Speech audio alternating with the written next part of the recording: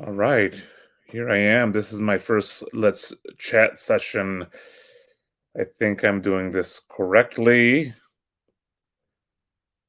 but I don't really know. I've never done it before. This is a new platform for me. I'm just going to sit here and see if anybody's interested in joining, commenting, or whatever. Probably be here for about an hour.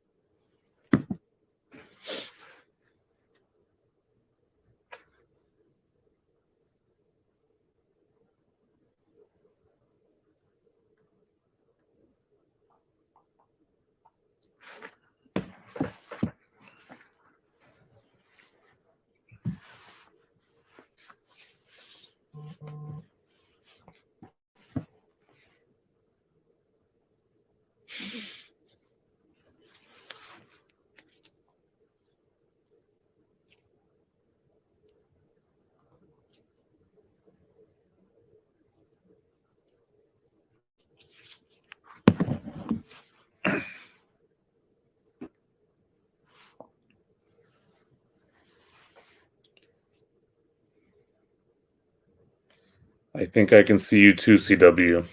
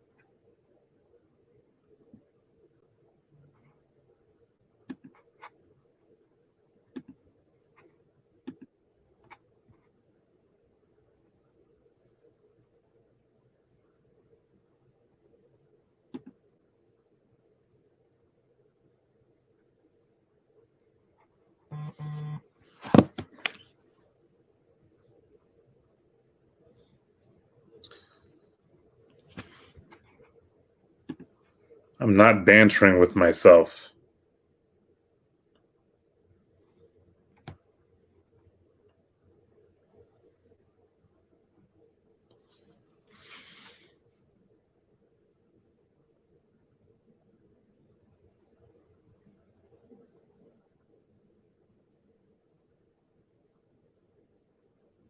Just not with. There's nobody here. Nobody's going to be watching me banter with myself right now.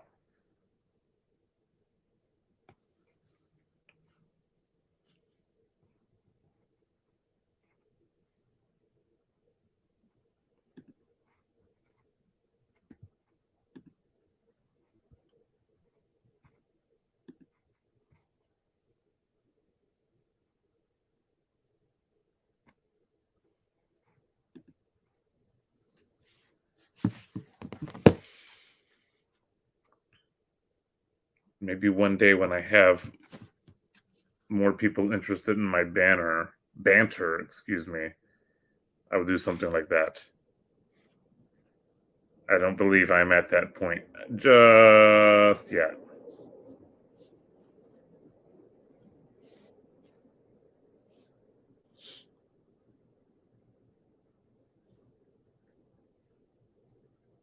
Although my Twitter is blowing up from a totally different conversation that I've been having on comic books.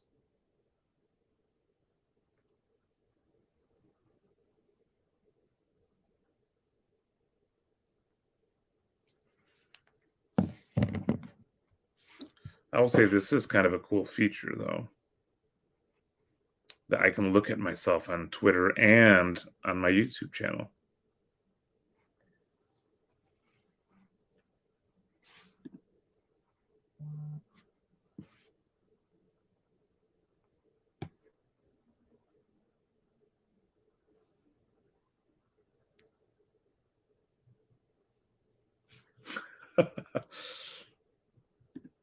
Why don't you just make yourself presentable, get on this, and you can ask me about James Gunn and Saint Bagu. Although there might actually be some interesting stuff when it comes to Saint Bagu. But that's not what I was talking about on Twitter. On Twitter, I was talking about, or somebody was asking me about crowdfunding and the merits of it in the comic book world, because a lot of comic book creators are doing crowdfunding.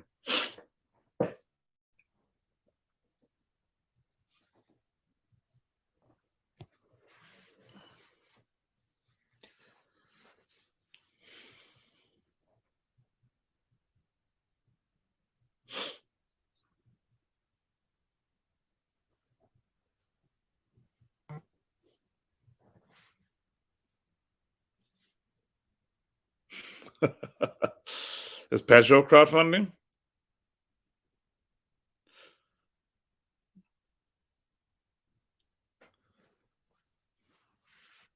Although now I am trying to keep track of three different things: the chat that nobody's really in, seeing if anybody joins this channel, and now you text messaging me instead of jumping on or jumping into the chats.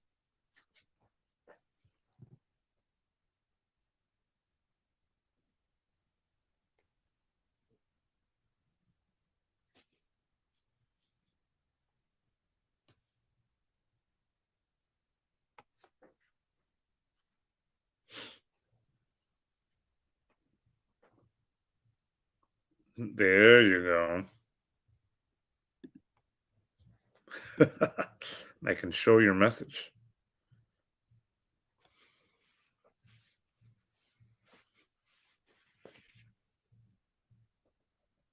That's because there's nobody in this chat.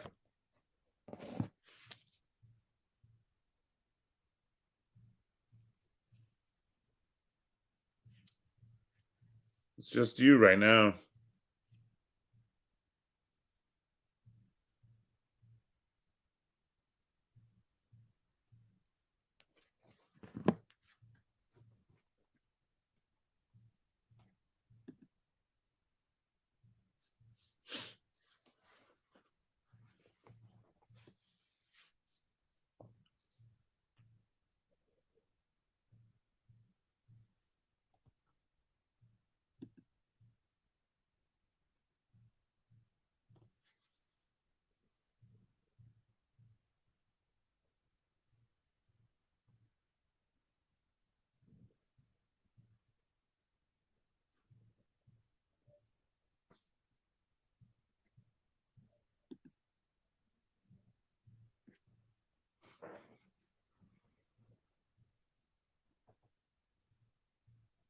See if I can change this background, but I don't know what to change it to.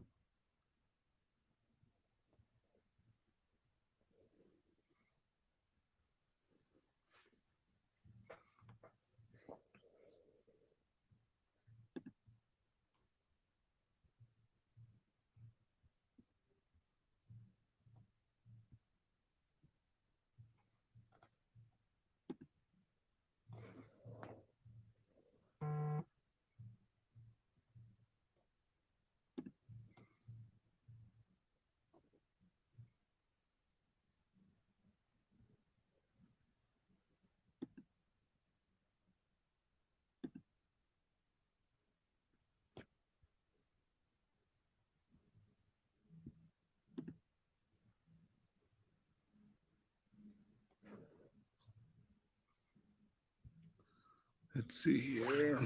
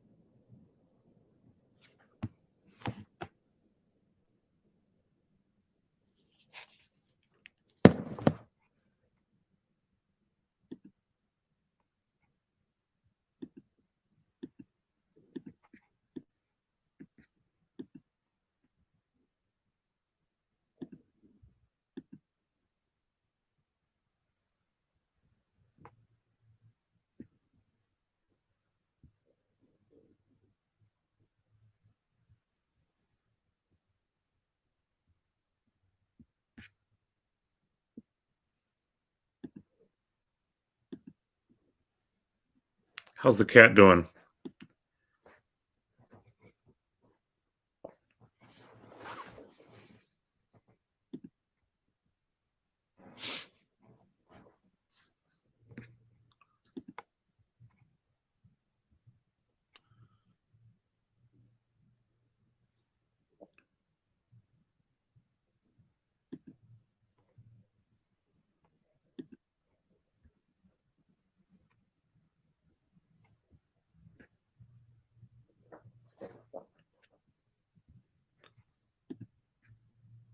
And who is Hero LFG?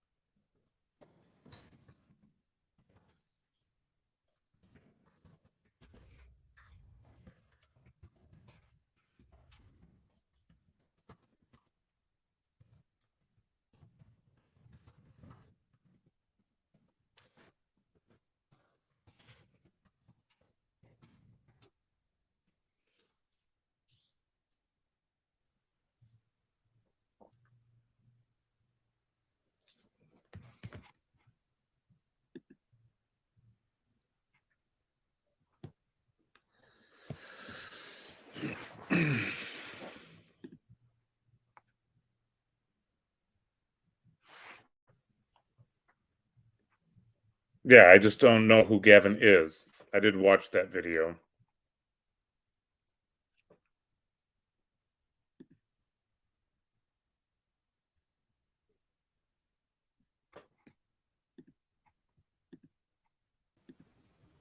There you are. Hey, are you on Fadarecci's channel, or do you just have his background? I got Fadarecci's channel. Got that echo. Yeah, I got that echo. I wonder if that is. Oh, here comes trouble.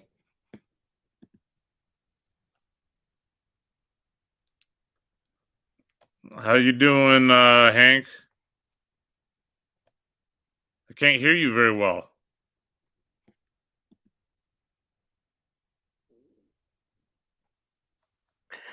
I just stopped to say hello.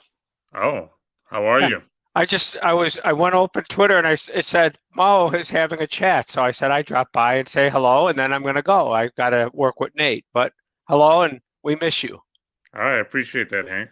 All right, talk to you later. Yep. Am I still echoing? Nope. Oh, good. Man, that was a nightmare. With that echo, was that you or was that me? I don't know. I kind of feel like it was you, but I don't know. I don't know either. Hank came and he fixed it. That's usually what Hank does. So you watched the Gavin video. What did you think about that?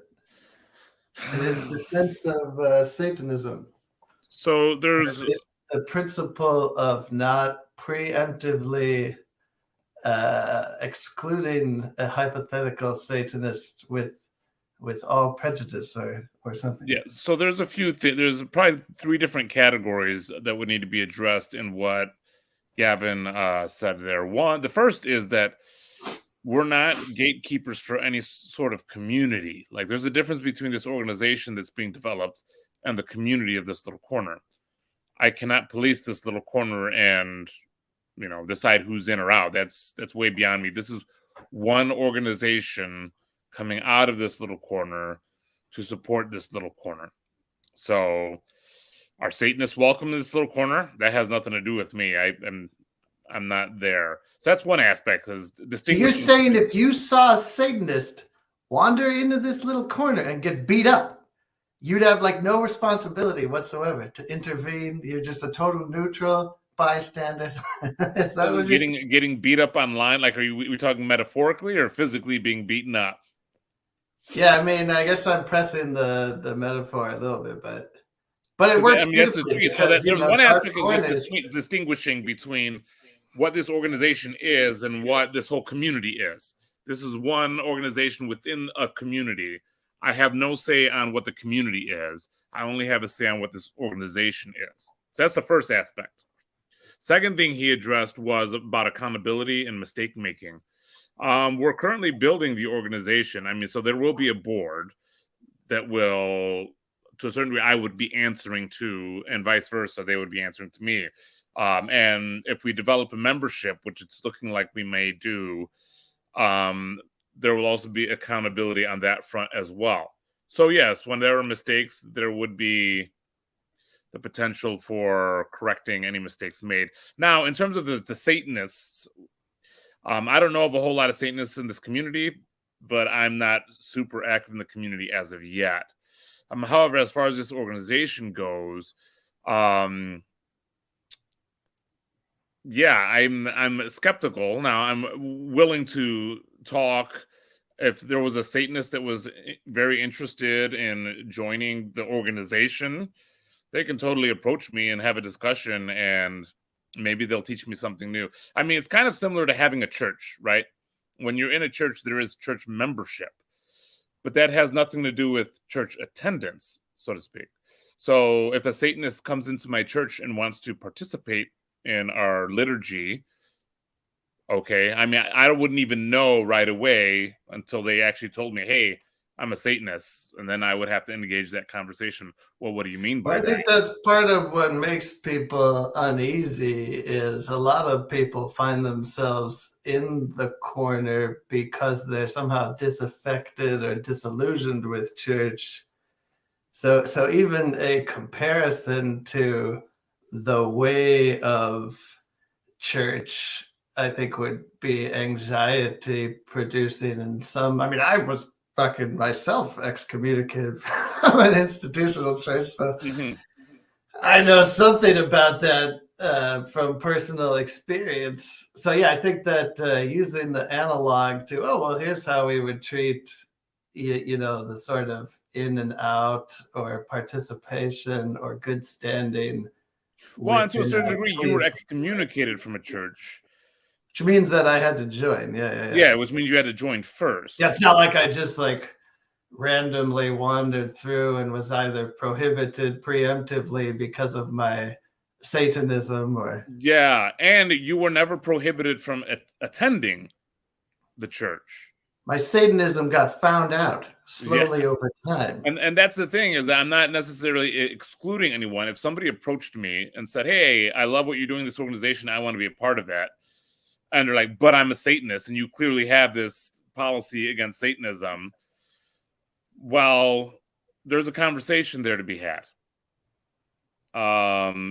Now I don't anticipate that conversation. Do you wish that you hadn't made the offhand remark about, because I got the sense that it was kind of a joke, like the idea was like, oh, there's never going to be a Satanist. Well, this is the tricky part, right? Is how we use language. It's when we're talking, our words, especially whether they're offhand or not, aren't like absolute. There's a meaning that we're trying to get across, and the meaning is that some people will need to be excluded for various reasons. Gavin, Yeah, I think that's what concerns people, and so then people latch on to Satanism because that's the test case that you yourself provide. Although, like I said, I don't think that was really a serious. Yeah, and so people are afraid. Well, will I be excluded? Well, that's the risk of creating an organization. Is some people will be excluded. Some people will feel bad about it. Some people won't care. That's kind of the nature of having any kind of organization. But like Gavin mentioned Jacob and some of the things that Jacob has said about burning Lutheran churches. I'm pretty sure. Which not to defend Jacob or anything, but I think he was sort of satirically commenting on Martin Luther's anti-Semitism or perceived historical anti-Semitism when he said burn Lutheran churches. So it's kind of a tit-for-tat rhetorical move rather than a call to violence. Yeah, and I would like to a certain degree, be gracious in that sense of trying to understand what people. So, like I said, if a Satanist approached me, I would do my best to try to understand what that person is about and what their goals are and whatnot. I mean, in terms of, as a pastor, the idea of Satan is the antithesis of what we believe. And so, yeah, on face value, sure, I would exclude Satanists.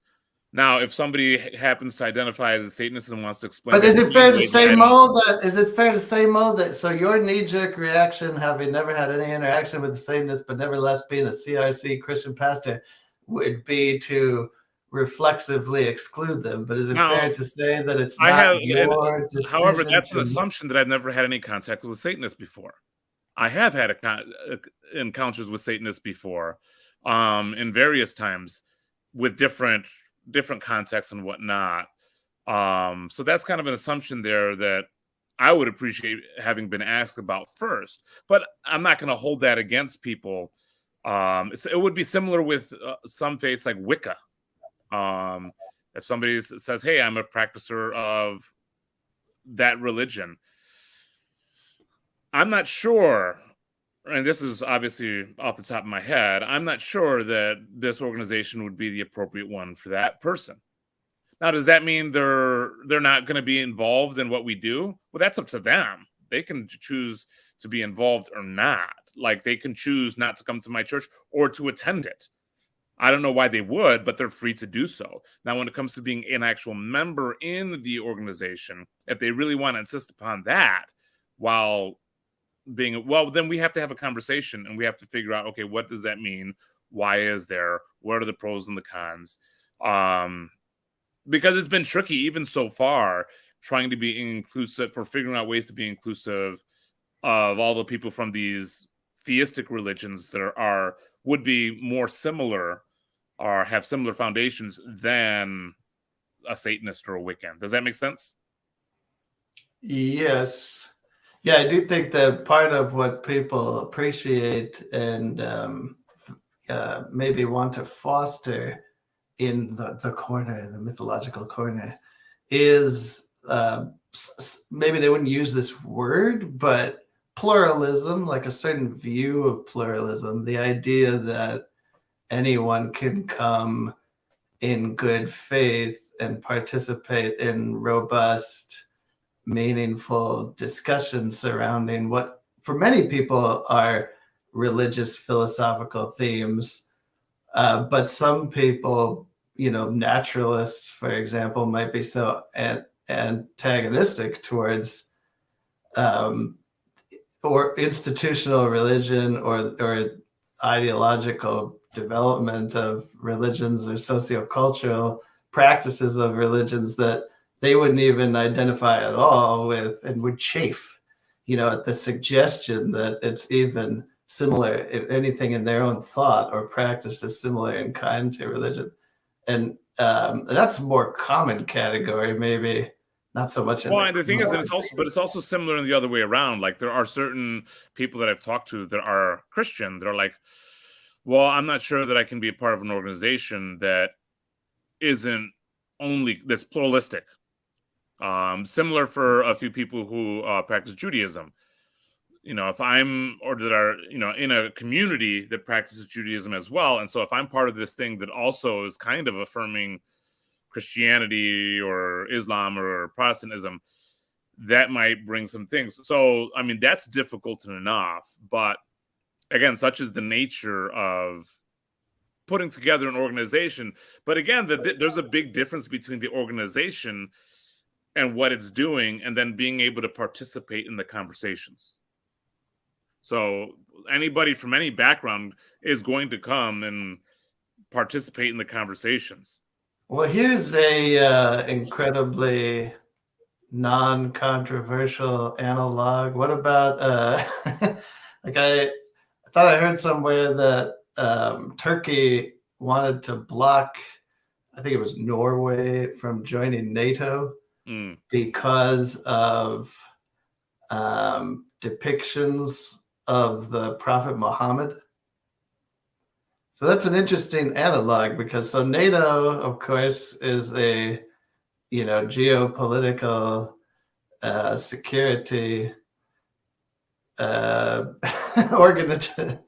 organization for the combined national security of the partnering countries. So some people would say, well, what does that have to do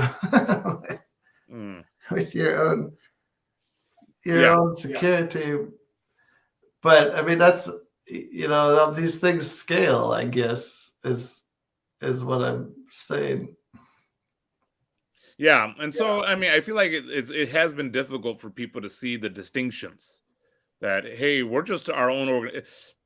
It's to a certain degree like the idea of the superorganism. There's me, I have my beliefs. If you want to talk to me, that's cool. If you want to be my friend, well, I'm going to have some standards there. But my standards for talking to me are different than being my friend. And then if you want to a certain degree, be closer to me in terms of where I might consider you family, well, that's another level. And so with this organization, there's this little corner which we have no say in at all. But Mo, don't we want this organization to be a place where friends can become family? And doesn't that mean that it has to have kind of a wider berth, at least? Well, at I least think that's what we want for this little corner. But this organization is not this little corner. And so there's the different levels. So somebody can come in and talk in this little corner and do whatever they want. Now, then there's what this organization will do in terms of funding, assisting with networking, etc. So that's interesting then. So then if that's the case, that this organization, which is primarily organized formally to provide a legal and responsible ethical mode of financing diverse initiatives among the broader socio-cultural phenomenon that is this little corner of the internet. And therefore, we want it to be representative, let's say. So then wouldn't a more reasonable bar for entry be participation as opposed to some sort of, I know ideological is a word people will chafe at, but if not ideological, some sort of intellectual subscription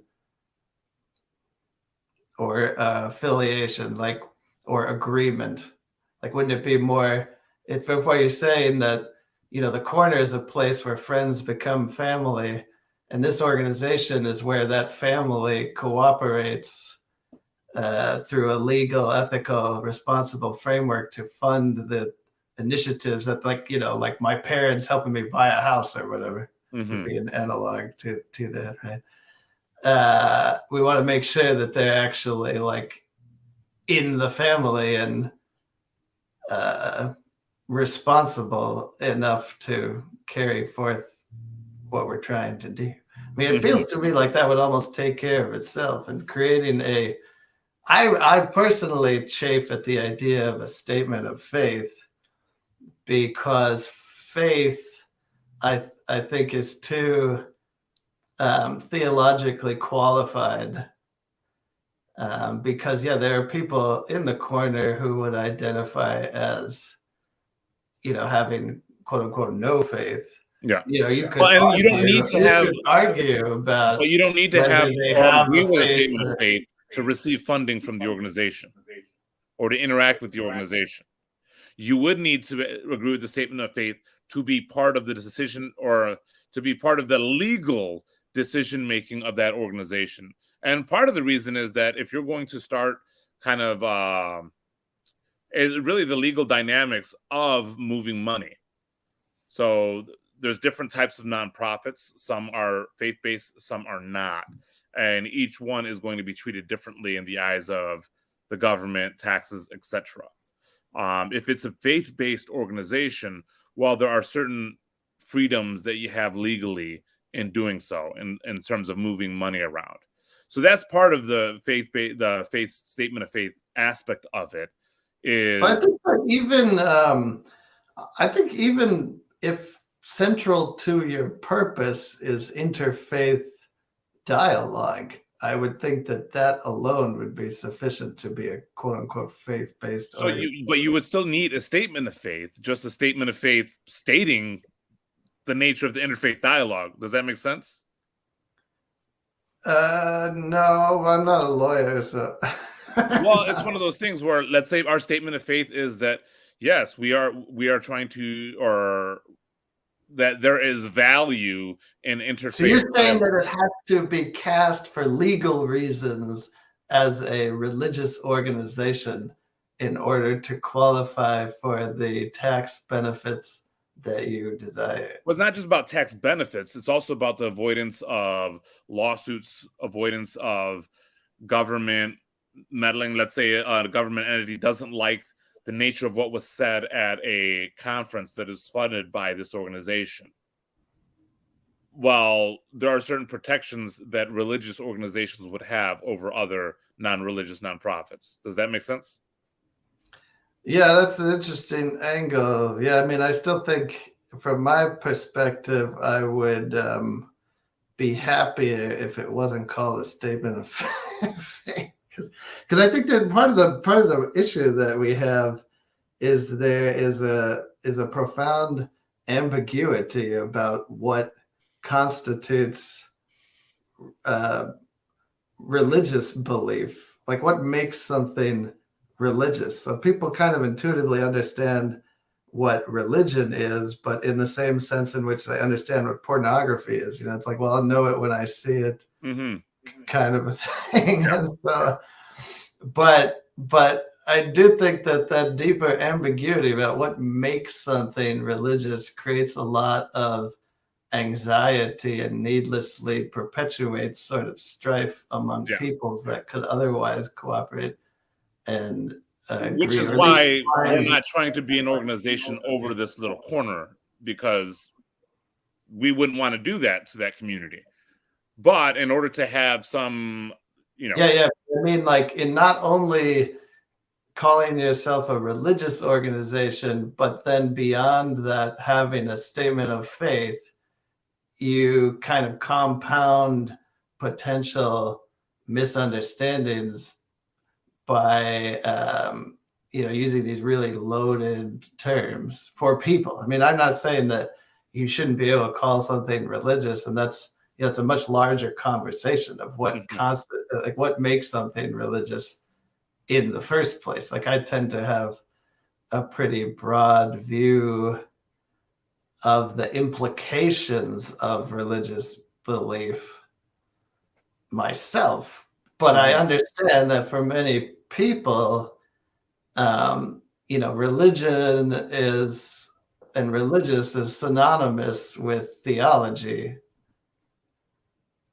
And so it sounds like, and so that's where you lead to the questions like of Chad, for example, when he instinctively asks really early on, was there a theological test?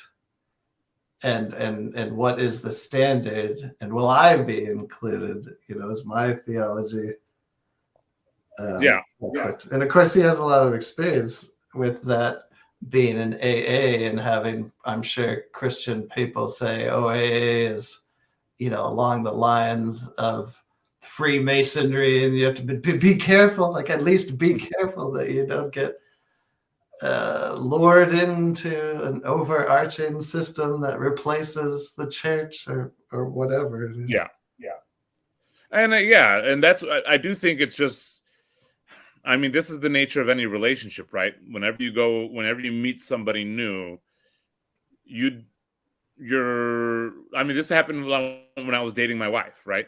If I'd make a joke about domestic violence, well, is he going to hit me if we move forward? There's all these questions. But why would you do that, Mo? Why would you make a joke about domestic violence? But there's only one way to find out, right? Is to engage. And so, I mean, Chad, for example, he had a bunch of questions. We did talk. And some of those questions, well, one, I think in talking later, he had time to sit with things and didn't seem as concerned as he initially did, but still had questions, and we were able to talk through some of those questions and get through that. But I think if it's at all legally possible to not have a statement of faith, I think that would be preferable to me. Like, I'm skeptical that it's somehow you must have a statement of faith to be a religious organization. And maybe if there's like nominally a statement of faith, I'd be okay with that. In other words, if it has to be called a statement of faith for legal purposes. But if it could all be avoided, because I think that given the nature of the pluralistic community and dialogue we're trying to foster, and that, by the way, does not mean that the entity is putting a thumb on this, from my perspective, is putting a thumb on the scale of what kind of pluralism, because that in itself is a really interesting debate in religious philosophy. What constitutes pluralism? What's the definition of it? What's the best way to realize a pluralistic environment? And I have a lot of opinions about that too, but I do think it's possible to kind of be agnostic about that and yet make clear that you value pluralism without necessarily deciding. So people within the entity can decide whether, for example, they want to be a perennialist who sees the diversity holding together because they postulate some final unity in which all these diverse theological perspectives are harmonized, or whether they want a vision of pluralism that actually preserves the fundamental diversity of religious convictions all the way down and up. Jonathan, that's more that's more my view. Yeah, but one is, I don't know that that's necessarily my goal. It's one of those things where I feel like people still kind of see this thing as this is the organization, and that's not what it's trying to be. It's not the organization. Ideally, there will be many other organizations that start up with their own goals, their own pursuits to try to help better and grow and network within this little corner. We're just one, and we happen to potentially be the first one. We'll see, because we're not even incorporated yet. Maybe somebody might beat us to the punch. But yeah, there's going to be a lot of people that aren't up on the whole idea of a statement of faith, and they don't have to join this organization. They don't have to participate.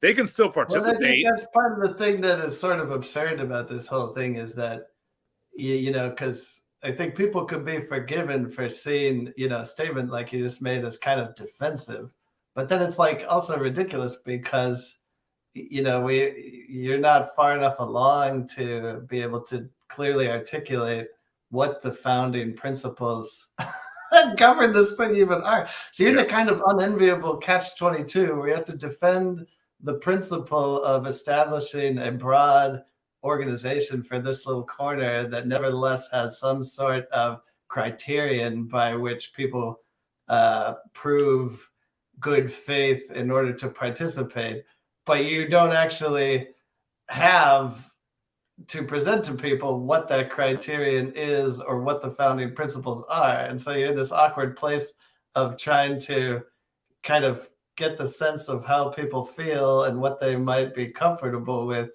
while also defending the nebulous principle of establishing an organization in the first place. It's kind of like a catch-22. And that's one of the tricky aspects. But then people can't tell you what they think about it until they know what the fuck it is. Yeah. And it's one of the thing is, I think people can, talking with Chad for a bit, it's like, well, what do you think? What would you like to see? And a lot of the stuff that he said he'd like to see are things that we are actually planning to try to do and assist with. So I'm like, okay, that's great. That's confirming that our goal is something that will be appreciated, so to speak. But it's one of those where, like, creating an organization, putting together a board of directors, this is not a simple thing. It's complex, coming up with bylaws, where you're going to incorporate, foreseeing risks to the organization later on down the line, potential lawsuits. Is it going to be Delaware? What's that? Is it going to be Delaware, Mo? No, it's not going to be Delaware. We're considering San Antonio. San Antonio. But it gets complicated, and so there's a lot of people like, I want it to be this and this and this and that, and it's like, well, if you want that, I mean, you can join me in the conversation and see how we can, accommodate that, or go start your own thing. But we have a bunch of people that are kind of interested in moving forward, and that actually developed in an interesting way. I shared this with Chad, is that when Jacob first mentioned it to me, I thought, oh, it's basically a funding mechanism. That's easy to do. There's a few people that we have in mind to join the board. That should be easy to put together. But then as I started talking to different individuals, I started to realize, no, this is actually something a bit more important to people, and figuring out where they want. Part of that is that, even before that, well, actually, like, this idea probably arose out of the growing pains in the people who were most involved and the need to actually formalize certain activities they were already doing. And I think part of that was exemplified in the controversy surrounding the totally successful and I think non-controversial Bridges of Meaning Festival in Germany. But there were perceptions about how it was run, which, without going into that or dignifying those paranoid suspicions and recriminations, I think that the concerns that people had were indicative of the apparent need to formalize certain activities that people were already doing. So to make clear how to handle the sort of public coming out or stepping out on the larger public stage of this group of people in a more concerted, deliberate way. So there's a need for formalization. So because of that, people are really anxious about formalizing it in a way that is representative of all the things that they love and hold dear and want to preserve and promote in the informal relational things that they're already doing. And so yeah, I think there is the sense in which people are putting a lot, maybe too much weight on a formal entity, wanting it to sort of be the codification or ultimate expression in precise language of everything this thing is and what it's trying to do. And I think that makes sense, and that, to some extent, that's a good goal to have. But as long as, like you said, people don't see it as the be-all, end-all, because it can't be, really, because it's too diverse a phenomena to express in one 501c3 organization. Yeah. And the goal would be, hopefully, especially for people, let's say hypothetically, I don't know Gavin at all, so I'm just using him as a hypothetical, but let's say he's the Matthew McConaughey of this little corner. I think I've heard you mention him that way before. But let's say me and him never see eye to eye on this, but we still talk enough where he's like, hey, this is something that I could do. And so, I don't think I could join yours, but I like this idea. And so I'm going to basically pick your brain about all the steps that need to go through in order to put this together. And I'm going to put together my own. That's fine. The idea that this is not exclusive and in any way, supposed to be competing or precluding other formalized entities around the corner or the people in it is fine, but it still doesn't address, the basic, I think, legitimate concern that people have, which is, okay, here is the first effort to formally organize into a legally tangible entity this little corner of the internet. Is it going to reflect the values that I think are most important and characterize this thing that I love and care about so much? So, I think that's still a valid, the fact that you could start your own organization is fair, but I think people still are justified to, especially if what you're doing is trying to broadly represent the phenomenon of this little corner of the internet. And I guess that's a question that people have, it's and I would say that's actually crucial there, is that I'm not trying to represent a broad swath of this little corner. There's a difference between supporting and okay, so you're not trying to represent it in terms of duplicating it in some formal infrastructure, fair enough, but you are trying to represent it in terms of and I think in terms of an entity that captures its values, or if it doesn't capture them, is at least consistent with them. Fair? I don't know. I would say I'm trying to start an entity that captures the values of those that will be involved in it and that will support this little corner. Does that make sense? And so it's like if I were to say, you know what, I'm going to start giving money to people in this little corner. I'm not going to go.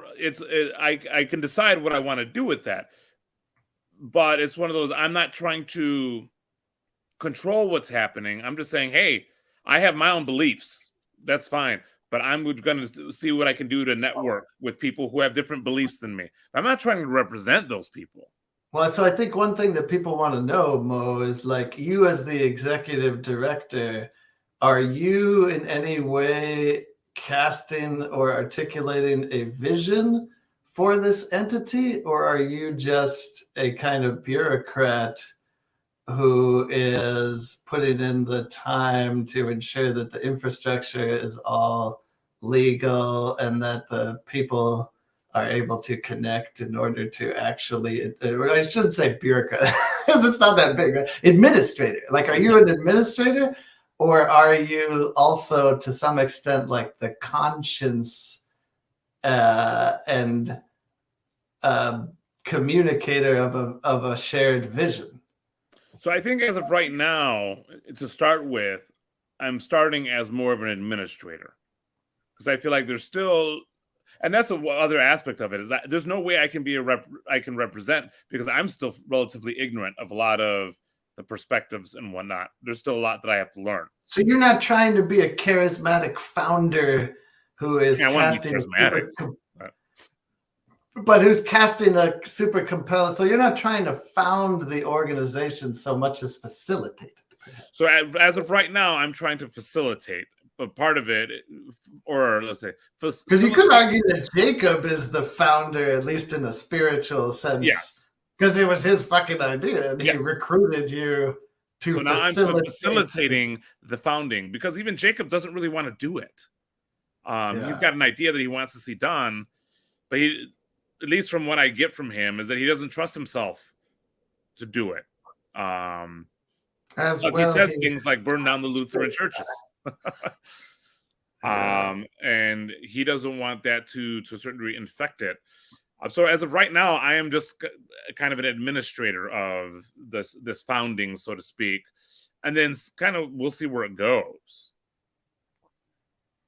Yeah, I think that is a lot of the confusion, is that people are looking, because like I said, there was already, and part of the reason this thing is even happening at all is because there was a felt need for a formal and indeed legal infrastructure to facilitate things that people want to do in terms of funding them in a legal, ethical, responsible way, but also just in terms of broader organizational principles. And so, yeah, I think that because that was a much larger problem, like what is BOM?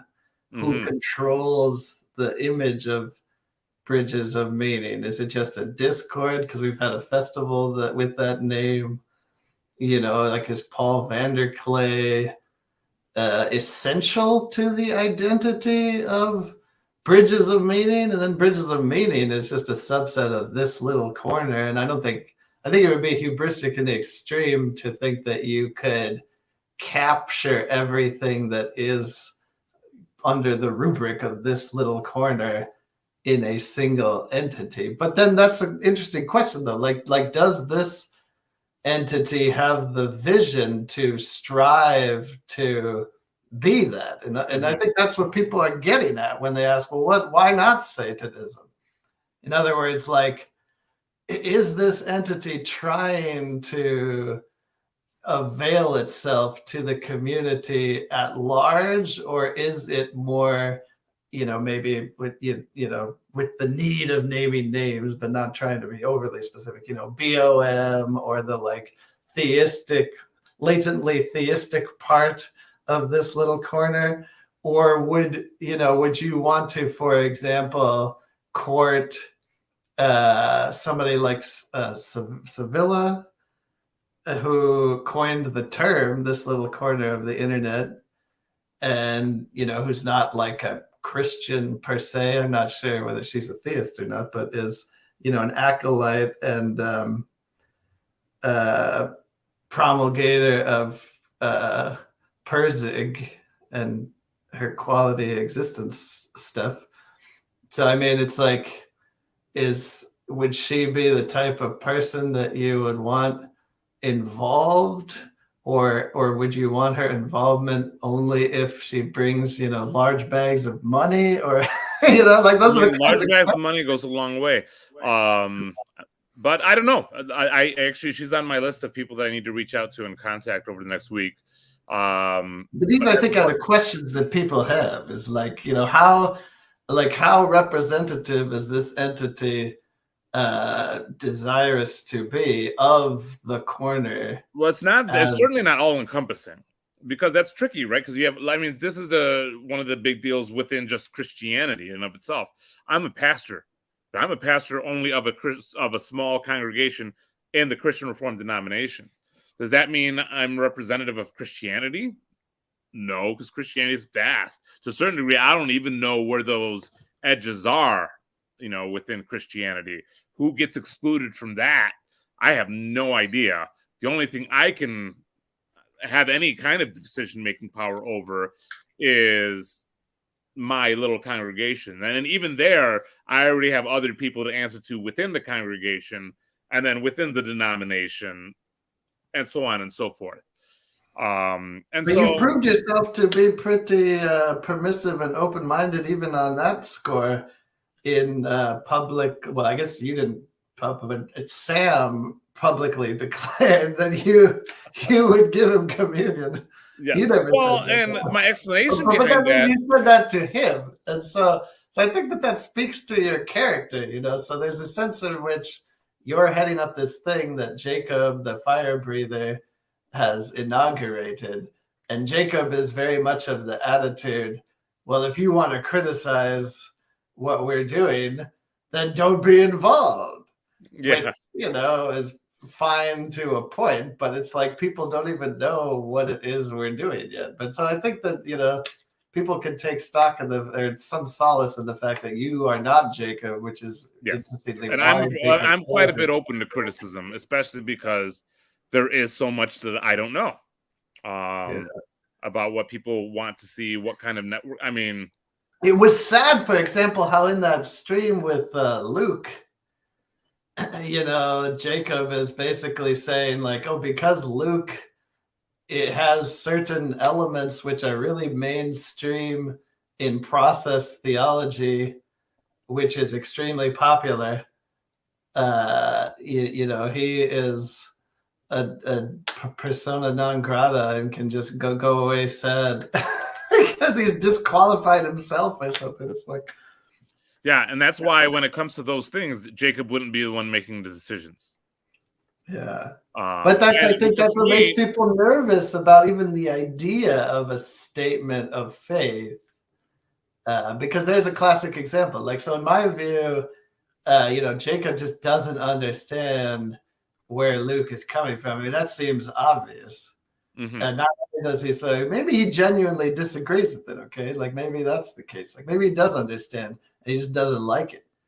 But even then, I don't think anybody would say that, therefore, that disagreement entails that they can't cooperate in an organization like this. Yes. And then cooperate, and then to what end?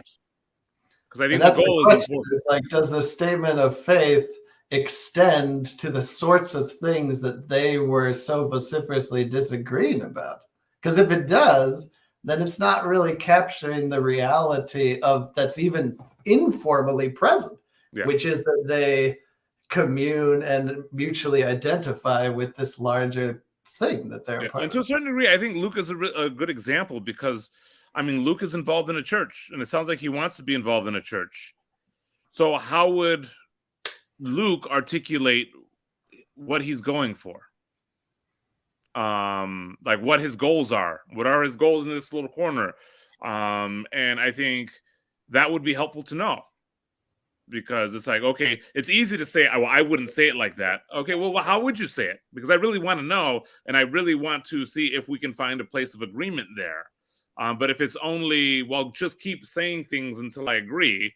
It's like, no, I want you to say some things, and maybe we can do this dance and figure something out. But yeah, no, I was finding what Jacob was contributing. I mean, not Jacob. I mean, I do find what Jacob contributes to be helpful, but I was also finding what Luke was communicating to be very helpful as well, because you don't want to just rush into these things. And that's why I'm trying to take my time a little bit more and talking with some of these people, and even trying to set up these formats. I know now this is just my first time. There's going to be a learning curve. Are you on Jacob's channel? I am on Jacob's channel. I don't even know what that means. So Jacob has given me, he set up a StreamYard thing. He's given me access to it as an admin. Yeah. I know you're using, so you're using his StreamYard, you're saying? Yes. And so this is being sent to my YouTube channel and my Twitter, but using his StreamYard account. Okay. Which apparently I think this is what Paul uses too. Sometimes StreamYard, he has used it, but he used to do his kind of proprietary setup with Rick, but he's been using StreamYard because he can run it himself. Yeah, I mean, you're not on Jacob's channel, you're just on your channel. Yes. Okay. Yeah, which is probably why we're the only ones who are here. Well, and I don't know what the best mode to do it is, because eventually we're trying to move this away from Jacob. And so that involves me kind of growing my presence a bit more. So, like, I'm probably going to be trying to do this around 10 a.m. on most days. And so I just need to, like, I commented on Gavin's video with the link and saying, hey, if you want to chat, you can contact me here. I also gave him my Twitter handle and my email address because he mentioned that question, how do we contact Mo? So I'm trying to put that out there more. But it might take a little bit. I'm also supposed to be on Sam's channel soon. We're still trying to figure out that. We'll see how all this stuff goes. That'll be interesting talking with Sam. How long have you guys known each other now? So I initially met Sam in 2019 when he started the Bridges of Meaning Chicagoland chapter. I went to the first one. And then obviously we got to know each other slowly through that. But I actually have to sign off. I have a lunch meeting I got to get over to. What? I was just going to promote you. Oh, well, you can promote. I'm going to do this again tomorrow at 10 a.m. So if you want to promote that, that'll be helpful. Should I start announcing that like right away? Yeah, you know, the thing to do is at least there's a members and friends promos. It's called Promos Members and Friends, which I think is short for promotions, which took me a really long time to figure it out. One time I did something and somebody's like, did you put it in promos? And I was like, oh, okay. I put it in promos discussion. That was so put it in the promos members and friends. Yeah, and that's what kind of people troll to see what is happening. And you will probably get people if you put it in there. Or, yeah, simulcast on Jacob's channel, and there's a bunch of people who appear whenever. Yeah, I can actually put it to the destinations. I can put all over everybody who's on the StreamYard account. So I like how you left my bad comment under this the entire time as some sort of how do I get rid of it? Commentary of my joining the stream or something. How do I get rid of it? I don't know. I've never used StreamYard. Oh, I just have to click on it again to hide it. Okay. Well, I just wanted you to constantly be aware of your mistake. The mistake that I made, yeah, owning up to it. Well, it's too bad we can't talk more. I will be here again tomorrow at 10 a.m. Tomorrow at 10 a.m. Yeah, we'll see if we can gin up some. So now, would this be bad form if for the destination I just put like everybody's channel? The destination? Like, what do you mean? So when I go live stream, I can put a destination. And so for today, I just put my Twitter and my YouTube channel. but I could put Jacobs, I could put Kezi's, I could put everybody that. I didn't even know Hezi had a channel.